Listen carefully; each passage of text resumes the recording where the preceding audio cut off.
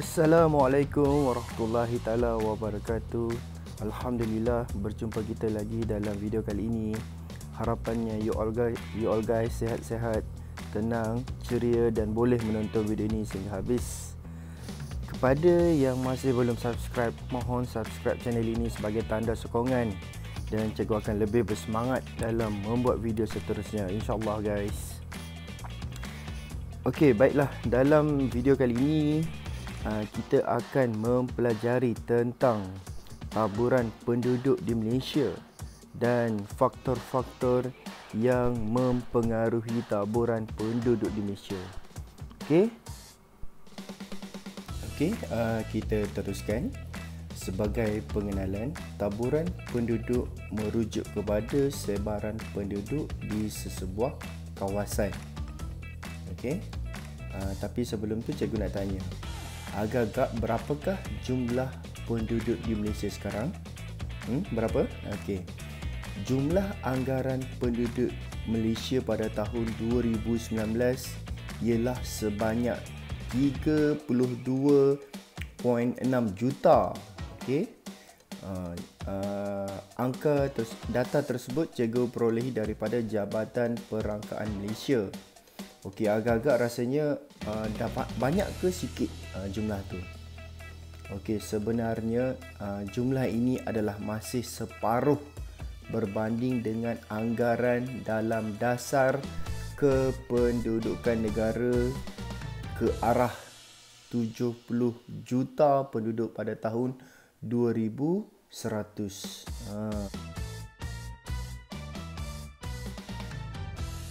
Malaysia adalah tidak sekata kerana ada certain tempat di Malaysia mempunyai penduduk yang padat dan ada certain tempat di Malaysia yang berpenduduk jarang.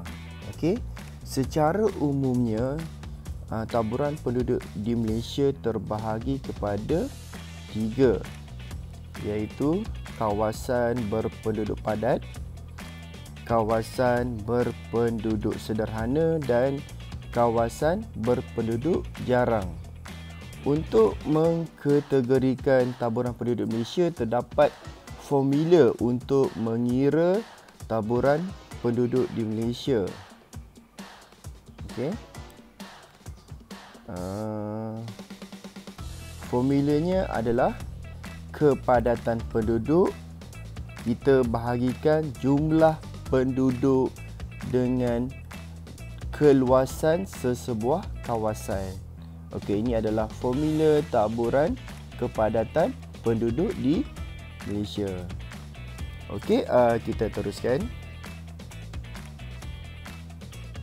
Kita akan fokus kepada kawasan berpenduduk padat terlebih dahulu. Okey.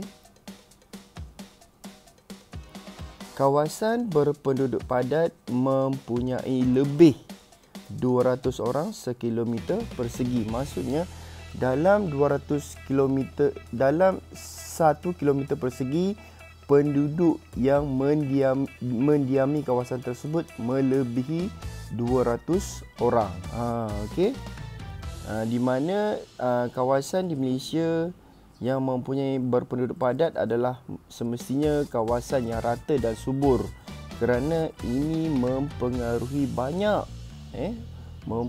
banyak kegiatan manusia, iaitu pelbagai kegiatan ekonomi yang boleh dijalankan di kawasan tersebut. Antaranya adalah perindustrian, pertanian, perniagaan dan perlombongan. Berbanding di pantai timur, pantai barat lebih berpenduduk padat kerana di pantai barat mempunyai tanah pamah yang luas, iaitu kawasan yang rata dan subur. Di pantai barat juga mempunyai pelbagai kegiatan ekonomi. Di pantai barat mempunyai bandar besar. Apakah contoh bandar-bandar besar di pantai barat? Kita ada KL, kita ada Ipoh. Naik sikit, kita ada Pulau Pinang. naik sikit lagi kita ada Kedah. Bawah sikit di Selangor kita ada Melaka. Semua mempunyai bandar yang besar. Okey, dan seterusnya di pantai barat mempunyai jaringan pengangkutan yang baik. Contohnya Lebuh Raya, mereka ada Lebuh Raya Utara Selatan, projek Lebuh Raya Utara Selatan plus yang menghubungkan daripada Johor Bahru terus ke Bukit Kayu Hitam. Mempunyai juga landasan kereta api, lapangan terbang dan pelabuhan. Okey. Selain itu, kawasan berpenduduk padat juga merupakan pusat-pusat bandar, iaitu memainkan fungsi pentadbiran. Okey, ayo kita lihat di manakah kawasan yang berpenduduk padat di Malaysia. Okey, ini adalah peta yang menunjukkan taburan penduduk di Malaysia. Kawasan yang merah merupakan adalah kawasan yang berpenduduk padat. Okey, ayo kita lihat di manakah kawasan berpenduduk padat di Malaysia. Oh, tu Kuala Lumpur, Selangor berpenduduk padat. Seterusnya di Ipoh. Okey, Georgetown. Okey, di Kedah. Akibat daripada pelbagai kegiatan pertanian. Okey. Di Georgetown, Pulau Pinang banyak kegiatan perindustrian contohnya di Bayan Lepas. Ipoh kawasan pelombongan biji timah satu masa dahulu. Okey, Kuala Lumpur rancak dengan aktiviti perniagaan perindustrian. Okey.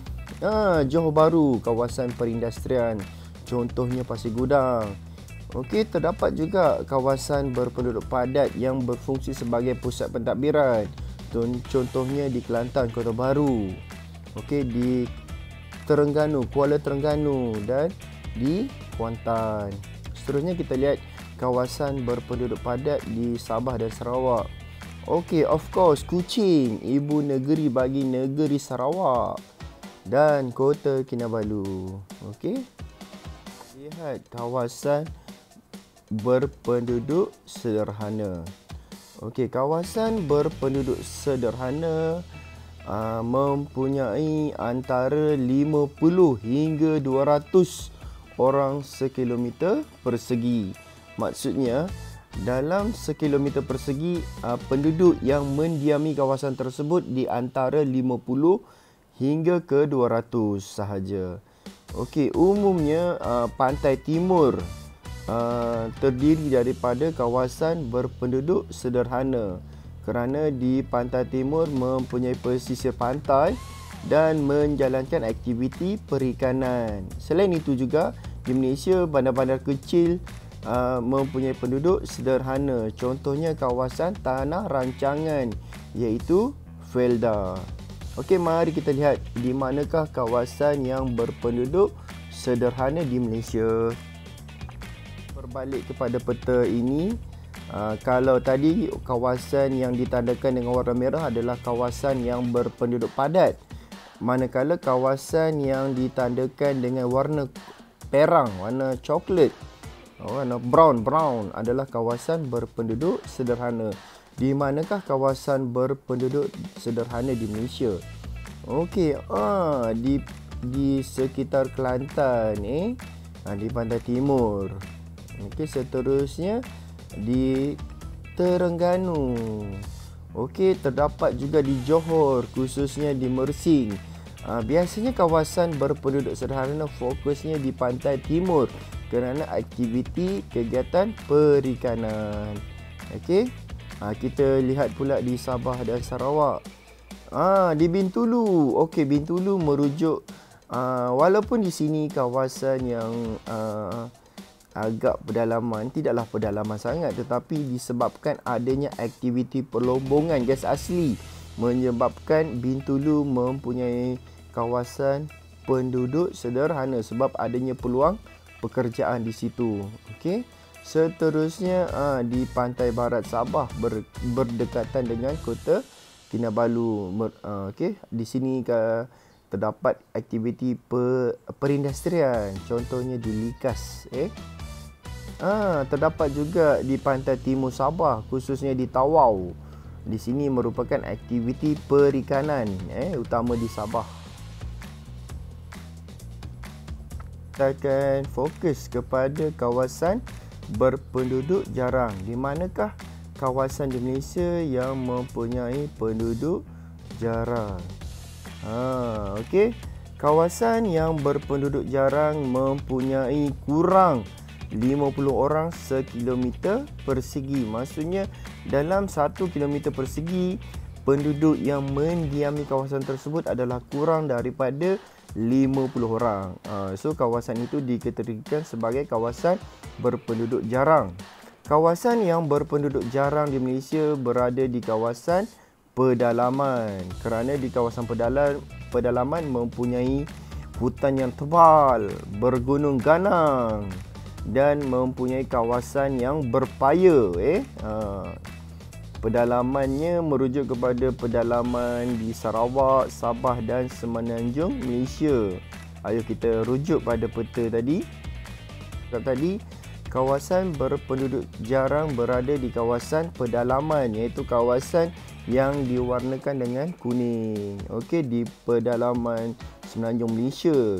Sebab di kawasan pedalaman ni mempunyai kawasan banjaran ataupun bergunung ganang. Okey, di pedalaman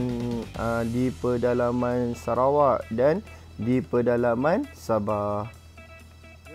Cikgu ulang balik, taburan penduduk di Malaysia terbahagi kepada 3, iaitu kawasan berpenduduk padat, kawasan berpenduduk sederhana dan kawasan berpenduduk jarang.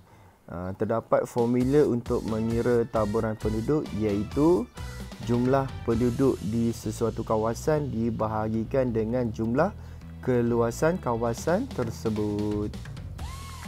Akan teruskan dengan faktor-faktor yang mempengaruhi taburan penduduk di Malaysia. Kenapa ada kawasan berpenduduk padat dan kenapa ada kawasan berpenduduk jarang? Okey. Umumnya terdapat 4 faktor yang mempengaruhi taburan penduduk di Malaysia, iaitu faktor fizikal, faktor ekonomi, faktor sosial dan dasar kerajaan. Kita akan fokus kepada faktor fizikal terlebih dahulu. Okey, antara faktor fizikal yang mempengaruhi taburan penduduk, yang pertama adalah tanah pamah. Okey, tanah pamah adalah kawasan yang akan dijadikan taburan penduduk. Kerana di kawasan tanah pamah senang untuk mendirikan pertempatan kerana mempunyai kos yang rendah. Okey, sebab itu kawasan tanah pamah di Malaysia dijadikan sebagai pusat bandar. Okey, semua pusat bandar di Malaysia berada di kawasan tanah pamah.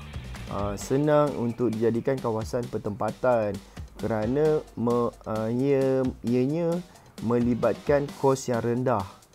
Okey, seterusnya di tanah pamah juga mempunyai tanah yang subur untuk menjalankan aktiviti pertanian.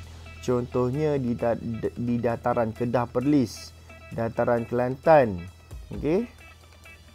Seterusnya adalah aktiviti perniagaan dan aktiviti perindustrian. Seterusnya adalah kawasan tanah tinggi. Kawasan tanah tinggi tidak akan dijadikan kawasan taburan penduduk sebab kawasan tanah tinggi, sekiranya kita ingin majukan kawasan tersebut, melibatkan kos yang tinggi. Selain itu, ianya adalah berisiko. Kawasan tanah tinggi juga mempunyai darjah ketersampaian yang rendah. Maksudnya kawasan ini sukar untuk dihubungi.